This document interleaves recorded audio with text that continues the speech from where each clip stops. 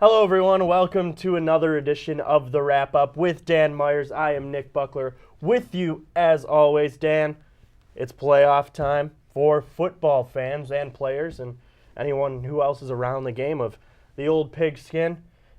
Started right at it on Saturday with the New England Patriots and my boy Tom Brady.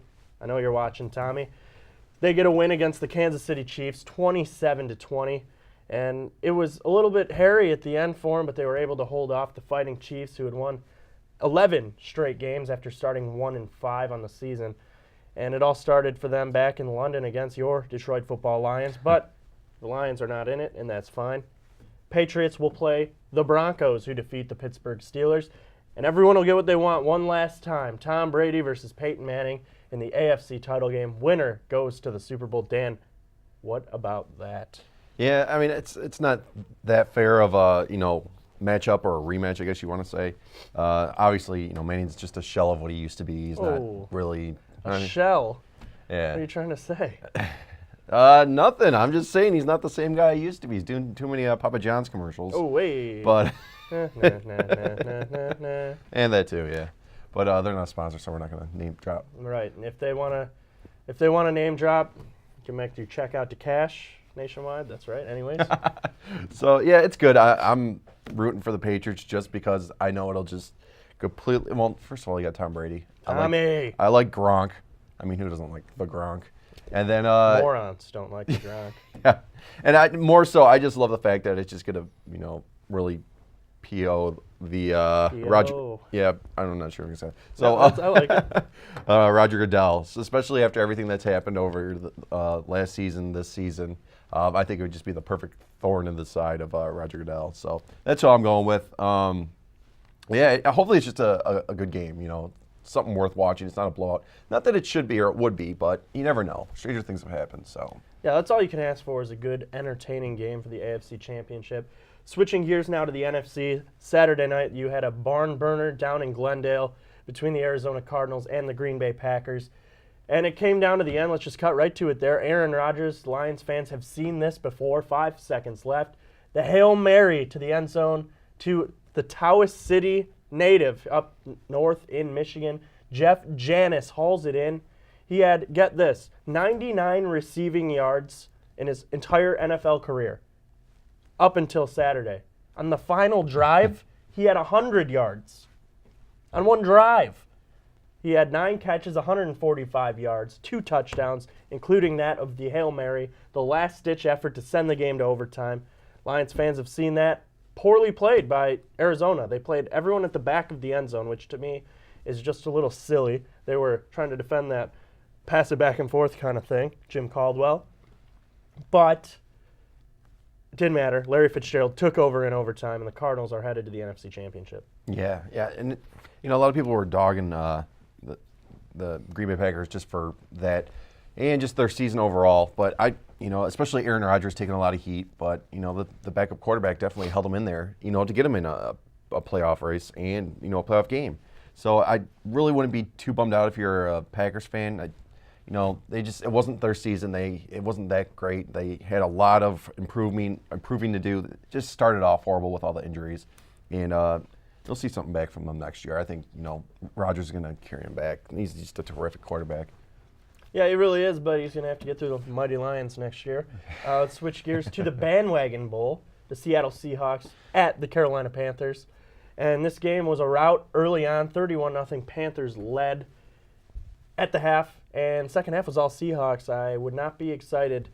I would still be excited if I was a Carolina fan, but I wouldn't be too thrilled at how this team played in the second half. I think Arizona's going to defeat the Panthers, and the Patriots will defeat the Broncos, and we will have the Carson Palmer, Tom Brady Super Bowl that we have thrived for many, many moons, and I'm looking forward to it, Dan Myers. I have to agree with you, too. I was really glad to see that the Panthers pulled that one off. It was cool. I'm just sick of Seattle. Yeah. Sick of Pete Carroll. I like Russell Wilson, but I'm just sick. I'm sick of him. Yeah. Done. Richard Sherman, bye. Cam Chancellor, slip. Done. Yeah, I'm right there with you. It's just a total bandwagon team, I guess you could say. Since when are there... I'm going to interrupt because I can. Okay, so since when is Detroit a hotbed for Seattle Seahawks fans? Yeah. When Matt Hasselbeck was the quarterback, Sean Alexander was the running back. I didn't see all the blue, silver, and green. Yeah. All right, all of a sudden they're good, and I bleed Seattle blue.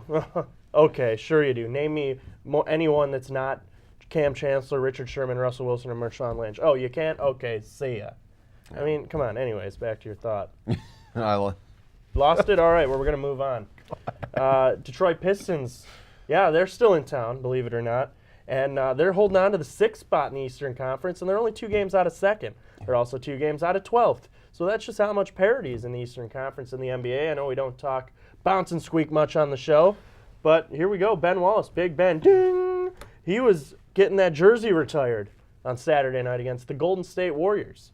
And the team answered. They said, listen, Ben, this one's for you. They give the Warriors their 4th loss of the season, dropping them to an awful 37-4 record. And this was the first loss by the Golden State Warriors where they had every starter playing. Their 3 prior losses, they were without either Steph Curry, Draymond Green, or Andre Iguodala, which are 3 incredible players, and Klay Thompson as well.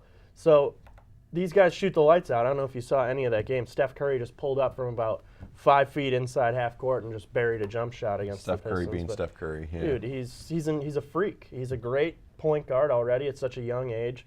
Then the Warriors are a tremendous team, but no match for your going to work Detroit Pistons. Nothing like the 2004 intro. It gets me the goosebumps, gives me. And I can't even talk. I'm frazzled. And how about the dressing for how the players were dressed? The starting 5 back together for the Ben Wallace. You had Rip wearing his tie, Ben with a nice suit jacket, Tayshaun wearing a suit jacket, Chauncey looked like he just came out of Paul Bunyan. He had his flannel button-up and jeans on. Rasheed Wallace looked like he just got out of the top bunk of his bed.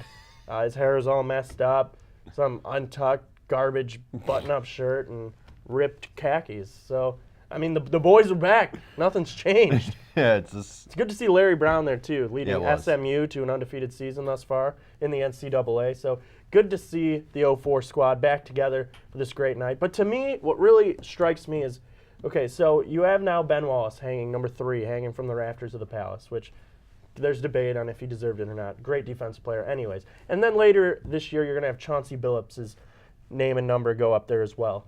But number 1 is occupied by Reggie Jackson.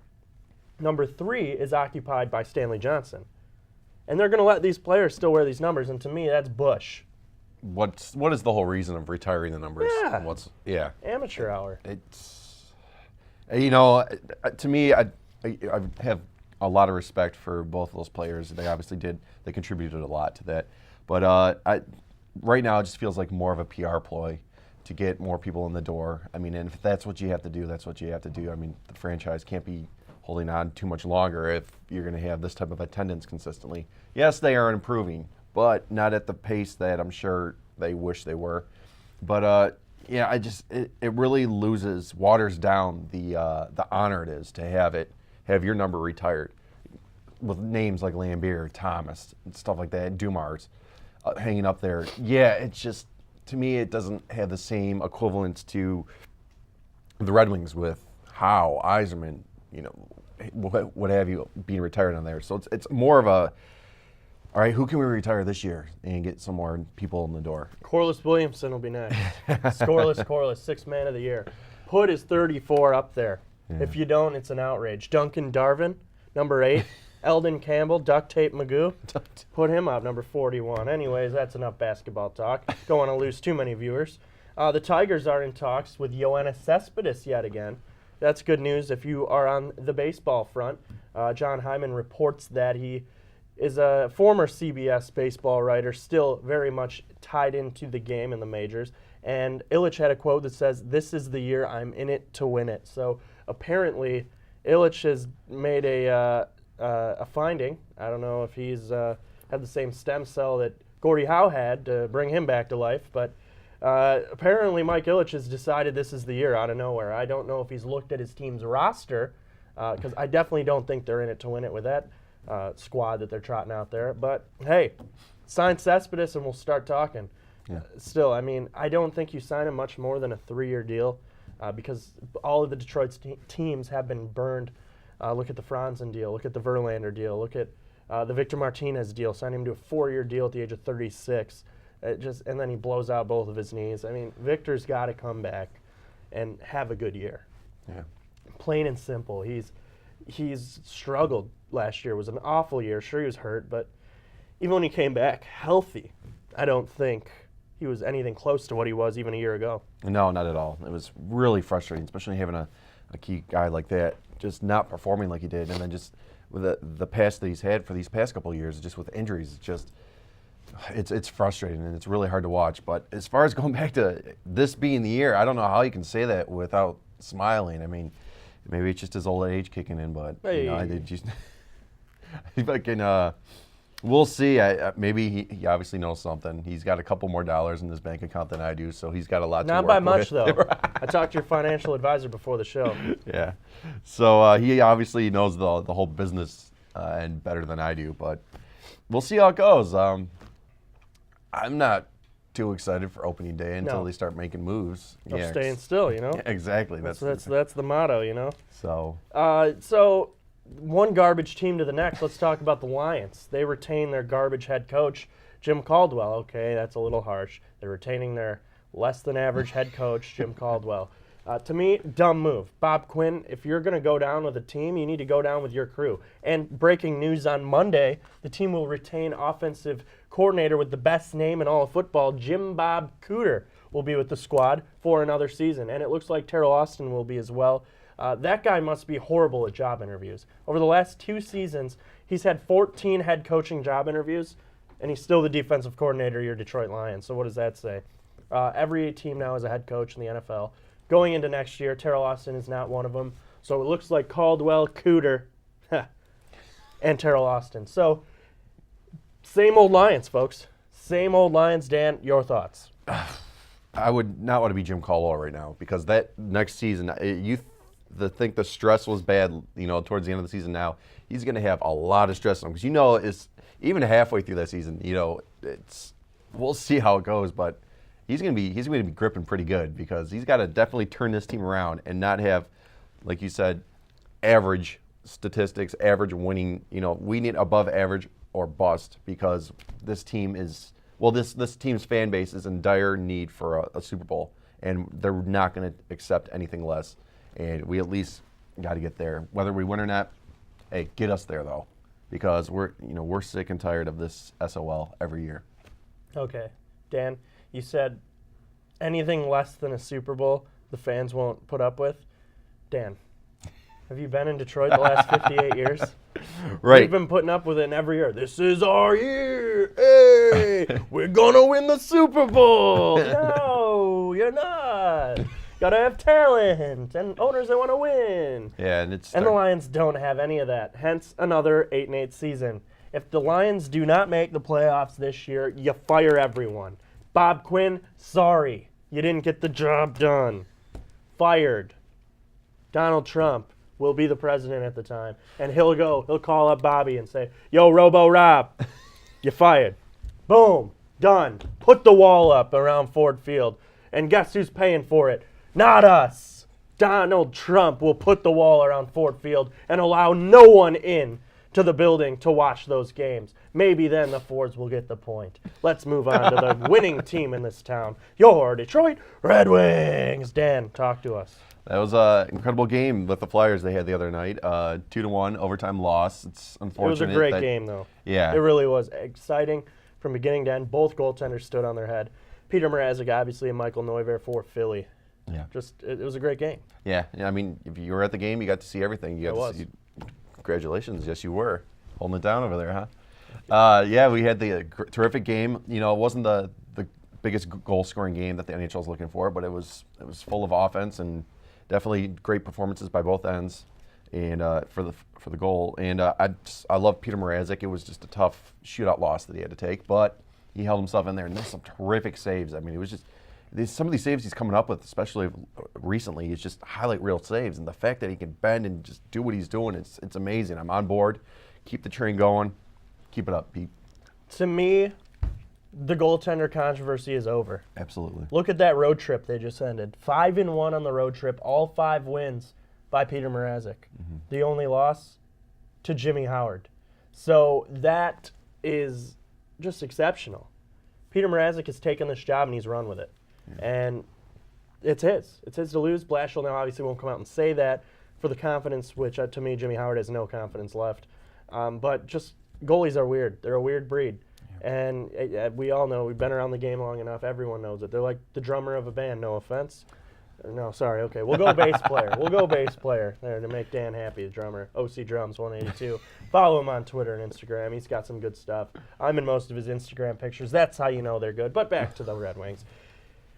It had a playoff feel, and then the game the previous Thursday in Arizona when they were down 2-0 with 5 minutes left in the third, get 2 late goals, and then the incredible play by Dylan Larkin to split the D and then miss and then get his own rebound, twirl it to Danny DeKeyser, goes bar down, and then the Selly of the year is Oliver Ekman-Larsson, tries to hit him afterwards. Doesn't matter. DK strikes, and the Red Wings win. Second place behind only the Florida Panthers, who I think will fall off shortly. Yeah, they were my sleeper team at the beginning of the season. I Don't lie. We'll go back to the NHL season preview episode that we had. But I will. We'll get that. Okay. I'll dig for that and see. I say, we watch might do out. a flashback right now. Right now. We're gonna flash back and take a look if we got it. If not, Dan, you're wrong. Yeah, but yeah, I don't know where I want to go with this. The Panthers or the Wings, but the Panthers are doing terrific. I love Shouldn't even be a what the as far as my argument with my bold prediction at the beginning of the season. But anyways, yeah, I can see the Panthers and the Wings duking it out. We'll see how it goes. But yeah, the Wings are terrific. I completely agree with you as far as Jimmy Howard lost his confidence. There was some signs of hope in some of those games that he was playing, but immediately went down the tubes. But unfortunately, that's not good for us as far as, especially with this contract. But we do have, on the other hand, Peter Mrazek holding it strong. Yeah, and then what can I say about Dan DeKeyser? He's definitely shut up these past couple games. That's great to see. It's about time. And then just Larkin just continuing to be unbelievable. I love it. And like we were talking about last week, possible future captain. Yeah, definitely. Quickly before we say sayonara for the day, Dan, there's been rumors around this team now for the last couple of weeks. We haven't really touched on it because it's just one gentleman's opinion, but they're starting to really heat up around the clubhouse. Steven Stamkos to Detroit. They're asking quite a heavy price. What's your take on all of this? I don't like what they're asking for. I think it's Yzerman's personal vendetta against the general manager, but they just never got along. They want too much for him. I don't like that. Stamkos is a terrific player, but he doesn't have me sold yet. I think that's too much of a hefty. It's just too much, especially with Mantha. We've passed on so much with Anthony Mantha. Yes, he doesn't have that trade value that he should have, but he doesn't impress me. It'd be a great name to have. It'd put some butts in the seats, but yeah, that's too much. Dan, I think Steven Stamkos would be a great asset to this team, and let me tell you why. Okay, first, do I think it's a hefty price? Obviously, I would counteroffer. This is just a guy's opinion of what he thinks Tampa's going to want. Steven Stamkos is only 23 years old, and he's been in the league for 4 years. I think he's an incredible talent, right-handed shot, got great whip, great snap. He's been there. He's played in the playoffs. He's played in the Stanley Cup Finals. He's already got 20 goals on the season, and he's having a down year. So he doesn't get along well with Steve Yzerman and the management in Tampa. Obviously, Jonathan Drouin's another name that's been tossed around as well, who's a 20-year-old phenom as well, but struggled at the NHL level, sent down to AHL, also has, if you could call it, a vendetta against Steve Yzerman and the management in Tampa Bay. But they're asking, the rumor is Gustav Nyquist, Riley Sheahan, Alexei Marchenko, Anthony Mantha, and a first-round pick. To me, that's absurd, okay? I'd counter. I'd give you Gustav because you're going to have to give away someone.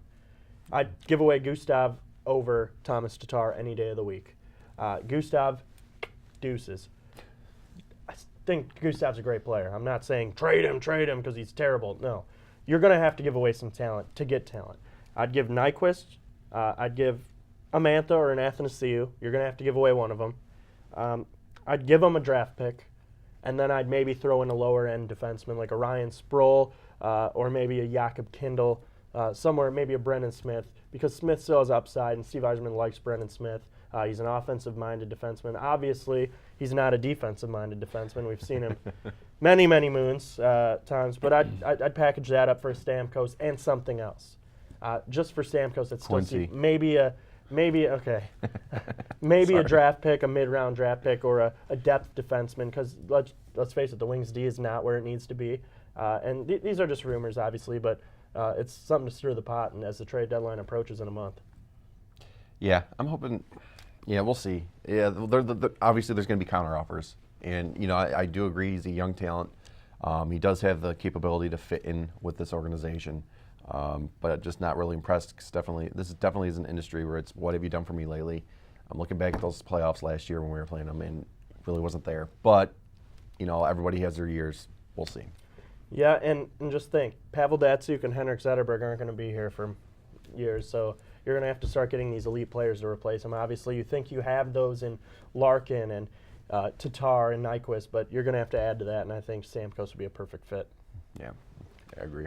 I guess we'll have to find out. Play the waiting game, right, Dan Myers? Absolutely. Nick Buckler with you, as always, every week, right here on Shelby TV. Let's see what Kathy's got cooking for us next, right here. Keep it locked. Thanks for watching the wrap-up.